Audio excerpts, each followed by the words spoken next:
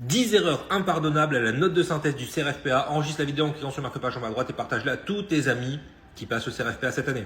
Pour réussir le CRFPA, n'oublie pas d'aller sur mon site et de prendre ma méthodologie, la note de synthèse pré-rédigée et les plans types de la note de synthèse, les 3 seuls plans types qui tombent depuis la réforme du CRFPA 2017. Je suis arrivé 7e au barreau grâce à ces méthodos. Et l'année dernière, 100% de mes élèves ont eu le CRFPA. Ouais, 100%. Et d'ailleurs, ils ont tous eu minimum la moyenne en note de synthèse et ça, c'est une vraie fierté.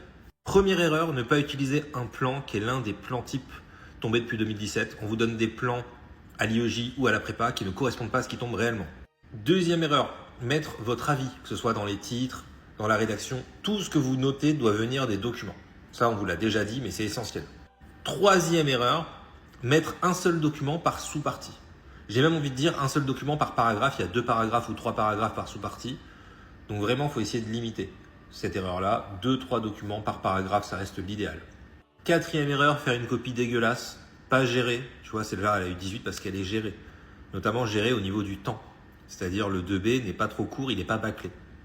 Cinquième erreur, des parties déséquilibrées. Tu vois que toutes les parties doivent faire plus ou moins la même taille. Je conseille d'utiliser la technique du crayon à papier pour mettre un trait là où doivent se commencer et finir les parties, voire les paragraphes, pour que tout soit parfaitement équilibré. Ça va impressionner le correcteur. Sixième erreur, ne pas gérer son temps et passer plus de 2 heures sur la lecture des documents. La lecture des documents, c'est 2 heures ou 2h20 au maximum. Sinon, vous n'aurez pas le temps de faire votre plan ou de rédiger. D'ailleurs, si vous n'avez pas le temps de rédiger, je vous dis, prenez ma note de synthèse pré-rédigée à trous, basée sur les meilleures copies. J'ai même demandé à ma mère, qui est prof de français dans un grand lycée parisien, de l'améliorer. Elle est super bien rédigée, vous aurez la meilleure copie de l'amphi. Et en plus, vous allez gagner du temps puisqu'elle est pré-rédigée. Donc ça, c'est important. Et là, je vous explique comment identifier les plans rapidement. Donc, dans ces 2 masterclass, ça consiste aussi à gagner beaucoup de temps. Septième erreur, faire des fautes d'orthographe. Limitez-vous à 2-3 fautes d'orthographe. Là, je vous conseille de prendre vos copies, de les donner à ChatGPT et de lui demander de vous lister vos fautes d'orthographe et comment ne plus les commettre. Septième erreur, je pense qu'on est à 7.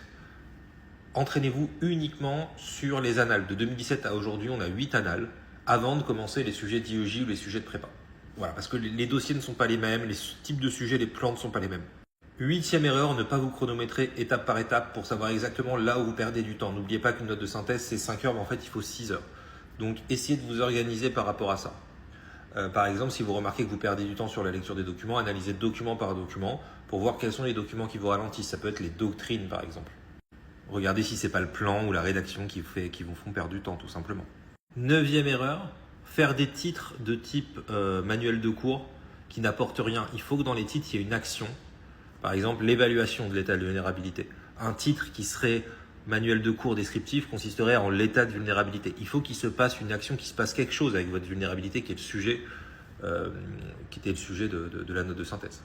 Allez, une autre erreur. Bon là, l'élève l'a commis, mais il faut faire attention à faire des titres qui sont vraiment adaptés à la note de synthèse, qui ne sont pas des titres passe-partout qu'on peut mettre dans n'importe quel sujet. Là, malheureusement, ce titre-là, on peut le mettre dans n'importe quel sujet. C'est l'un des points faibles de cette note de synthèse. Allez, dernière erreur, ne pas faire une mise en tension. On ne vous demande pas de faire une problématique avec un point d'interrogation. On vous demande de faire une mise en tension, c'est-à-dire comprendre où est la tension. Tension, ça vient du verbe tendre, hein, ok. Donc, quand on tend un fil, on tire à gauche et à droite. Une tension, c'est une opposition entre 2 choses. Et si vous ne comprenez pas la tension, ça va être compliqué de faire un bon plan et surtout, vous n'aurez pas la mise en tension à la place de la problématique. Donc ça, c'est la dernière erreur. Partagez cette vidéo au maximum autour de vous. J'ai essayé de faire une vidéo très complète. Donc voilà, n'hésitez pas et n'oubliez pas, pour réussir une note de synthèse, c'est très simple. Il suffit de prendre ces 2 méthodos. Après, si vous voulez des cours avec moi, que je vous note vos copies par retour de mail ou en visio, ça peut être un cours par semaine, toutes les 2 semaines, tous les mois. Vous m'envoyez un message ici ou vous allez voir sur mon super prof. J'ai le statut ambassadeur et que des avis 5 étoiles depuis des années. Vous pouvez lire les avis. Vous allez voir que j'ai plein d'élèves à avoir le CRFPA. Des élèves qui étaient en difficulté, qui avaient des très mauvaises notes en note de synthèse, qui avaient raté le CRFPA. Ils viennent me voir, ils prennent des cours et ils l'ont.